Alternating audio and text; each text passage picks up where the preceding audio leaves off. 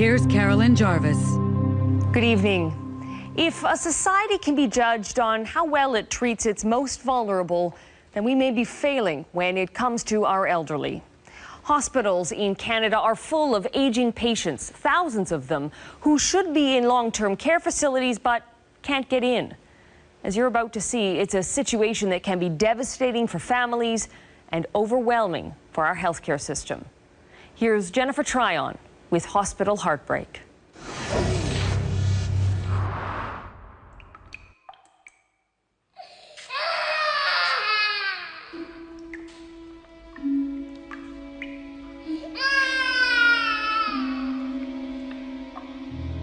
It's an almost unimaginable scene.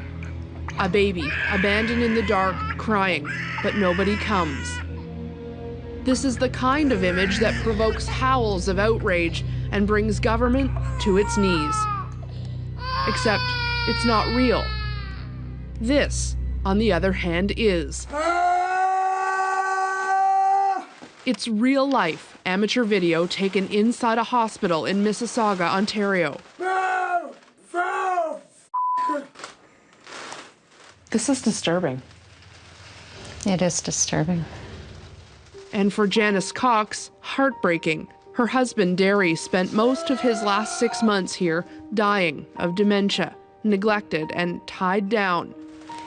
He's in the posy restraint. That kind of plaid thing is called a posy restraint, and then he's tied. You can see the ties down around the side, and he's been very drugged. You can see that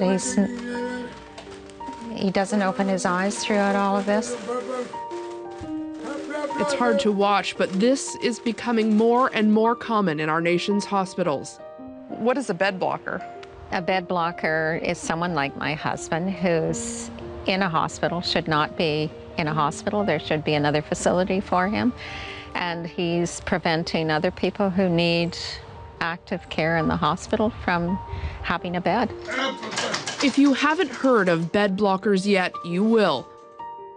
Senator Sharon Carstairs chaired a special Senate Committee on Aging. She's been studying the phenomenon for years, and the numbers are astonishing.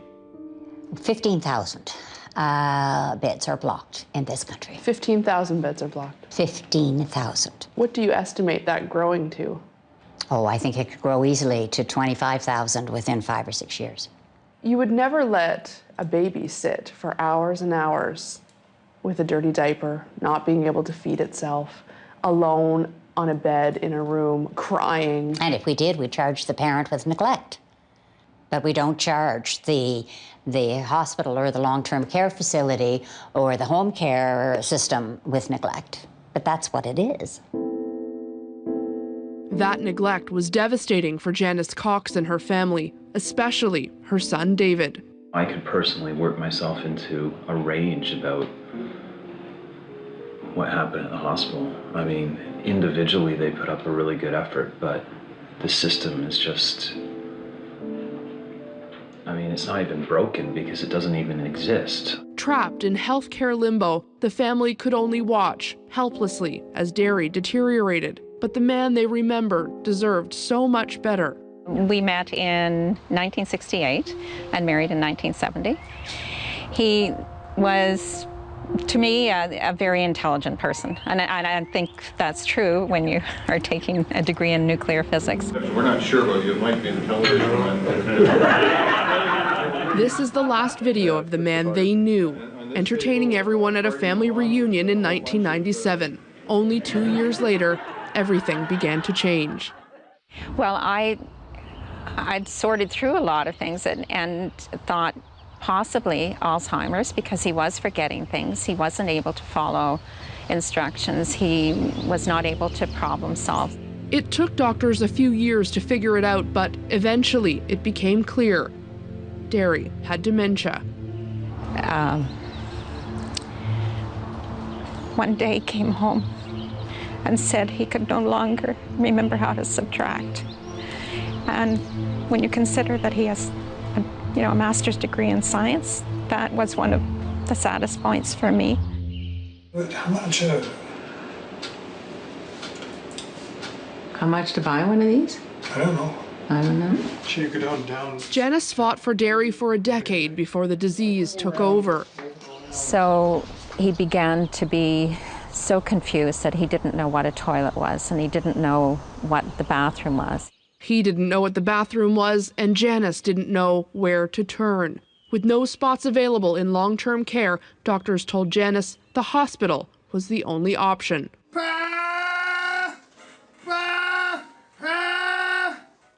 How do you even feel watching this now? Oh, I feel sad.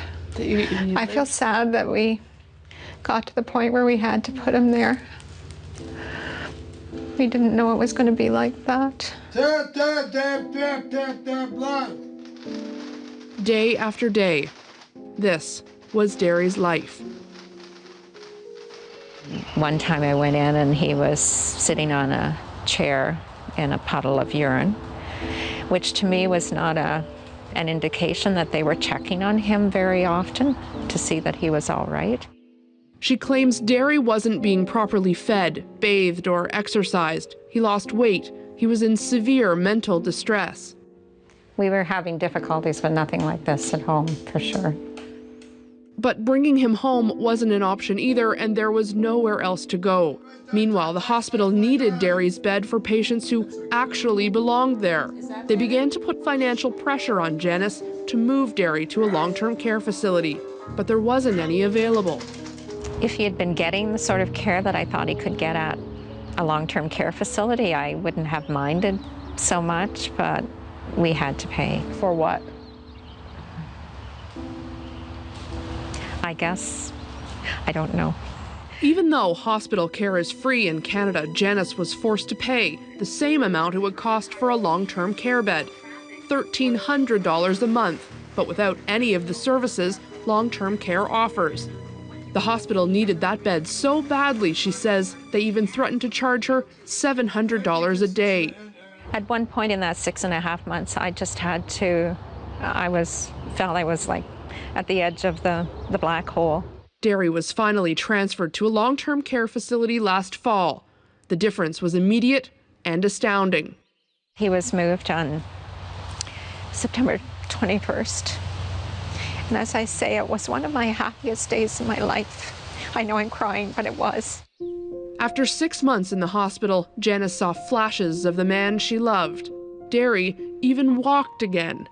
I'm sure he felt better being there. I get very emotional about it. It was wonderful to see. It took such a weight off me. But it wouldn't last. 2 days after Christmas, Derry died of pneumonia. The major part of the grief for me is thinking about what not only the dementia did for him, but what those 6 months in the hospitals did to him. That shouldn't have had to happen. He shouldn't have had to go through that in the final year of his life.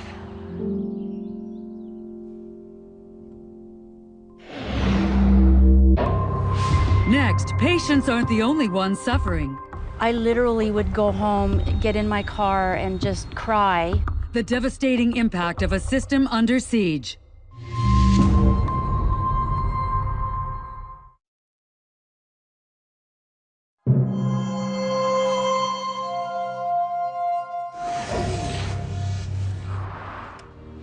This is the new face of aging. Thousands of Canadians like Derry Cox, warehoused in hospitals, waiting for long-term care. And while they wait, they deteriorate. Cut off from the care they desperately need, taking up beds desperately needed by others. Across the country, hospitals are bursting at the seams. Busy emergency rooms and patients overflowing into hallways have become a common sight. The situation was so bad at Royal Columbian Hospital in New Westminster, BC, staff were even forced to move patients into the Tim Hortons. It's just one example of why Canada ranks 26 for hospital beds per capita among industrialized nations, well behind countries such as the Czech Republic, Hungary, and Estonia. And that crowding is not only taking a toll on patients, but healthcare workers too. I just felt completely overwhelmed and stressed out. For the last 10 years, Patty Bunton has been an emergency room nurse at Vernon Jubilee Hospital, a hot spot for overcrowding. When our elderly need a place to stay when they're in their last few years, There's no place to go. The nurses union there is so fed up. They've been rallying for more staff and more beds at the hospital. I literally would go home, get in my car, and just cry. Last year, Patty hit bottom and was forced to take a leave of absence. And I thought, this isn't me. You know, what's happening to me? I'm generally this strong person that can handle things, you know. She says her colleagues have so many patients who need immediate attention. Elderly patients are sometimes left unattended for hours. For me, I'm seeing, generally I see a lot of stress, especially in the staff. So I see them during the shift coming to me going, Patty, you know, I haven't had a chance to go assess that lady, that palliative patient. I haven't had a chance because I've been busy here. Fellow nurse Jackie Caulfield says she's often forced to make heartbreaking decisions. We end up sometimes having to sedate these people, or they end up being restrained for their own safety, and that is difficult to watch. Compared to what many bed blockers go through, Marlene Dutton's husband, Ian, has been fortunate.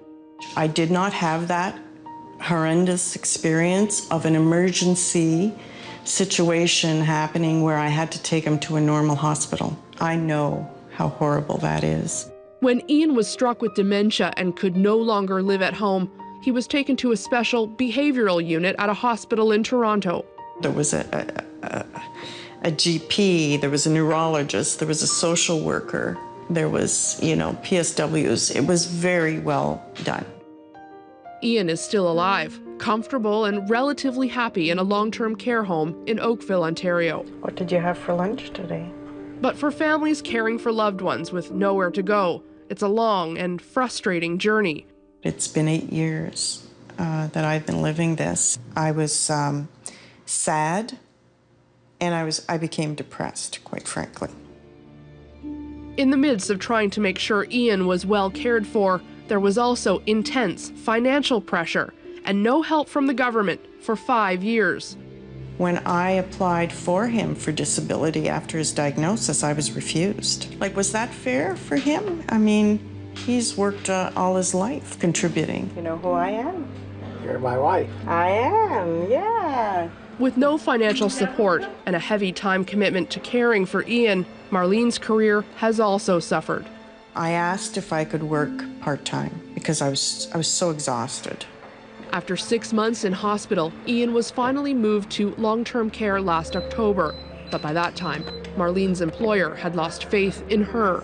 And I began to feel that I may be at risk of losing my job. There was a new boss came in in January, and I was out.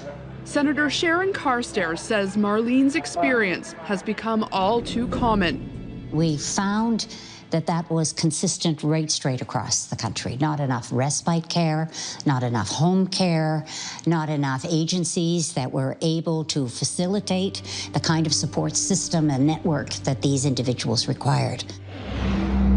A new model of care that could stave off a crisis. Well, we simply must do it. We have no choice. But is politics getting in the way of real change?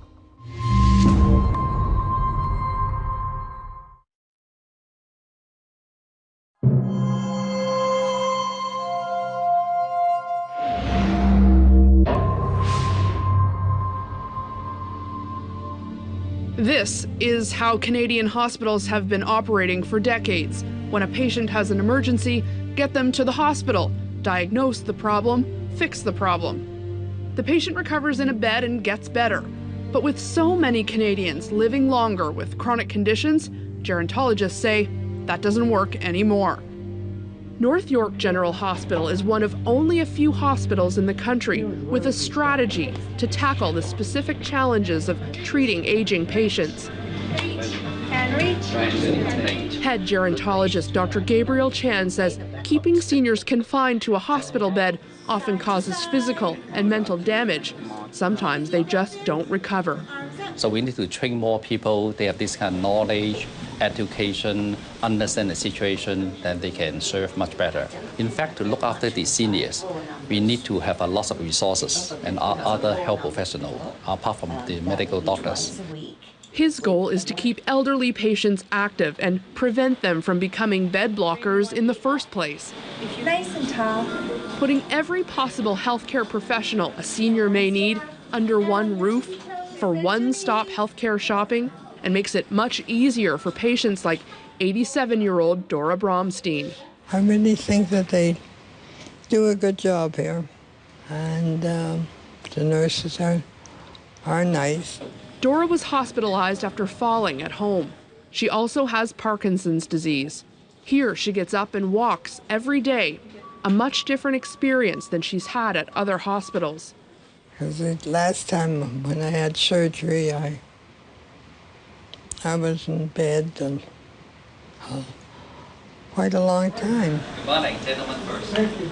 Since North York began to make these changes a decade ago, there's been a 50% decrease in the number of bed blockers. But government support to expand the program has been slow in coming.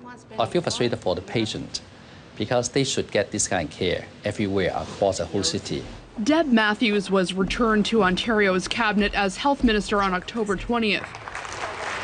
16 by 9 caught up with Matthews after she was sworn in. She says progress at some hospitals is encouraging, but admits there's a lot more work to do. And that includes a major overhaul of the healthcare system to better serve the needs of the aging population. Well, we simply must do it. We have no choice. There's a lot that has to change because we have to build capacity in the community, obviously, before we let people leave the hospitals. But there's no question that we need to get into the right balance so that people get the best possible care. And if that's not in a hospital, we need to provide that care elsewhere. But can we afford it? Senator Carstairs says, amazingly, doing a better job with seniors would actually save the system money. An acute care bed, on average, runs anywhere from about $1,250 to $1,600 a day in this country. It's simple math. Government pays $1,250 a day for an acute care bed versus just $100 a day for a long-term care bed. That means for the cost of keeping one bed blocker in hospital, 12 could be receiving more appropriate care in a long-term facility. We don't need to build any more acute care beds in this country. In fact, we probably could reduce the number of acute care beds. But you can't do that overnight. You can't move that patient unless you have alternative services for that patient in the community, either through a long-term care facility or through home care services. Carstairs has been pressing the federal government to support changes to elder care for years. She chaired a Senate committee that produced a report with several key recommendations in 2009. So, what's changed? Well, nothing has changed. But the federal politicians wash their hands of it and pass it on to the province. The present federal government does exactly that. It says healthcare is a provincial responsibility. But healthcare is not a provincial responsibility. If it was, why do we have a federal Department of Health? The number of seniors in Canada will double to more than 10 million in the next 25 years. So how we spend money on places for the elderly will determine whether any one of us spends our final days like this or like this. Hey, stop. Derry. Janice Cox wishes her family had been given that choice. Should Derry's story be a wake-up call? I would hope so. I hope when people see the difference, what the hospital experience did for him, should realize it could happen to themselves or to their loved ones. The three of our children are here. Janice, my wife, was there. Oh, okay. You were there a second ago.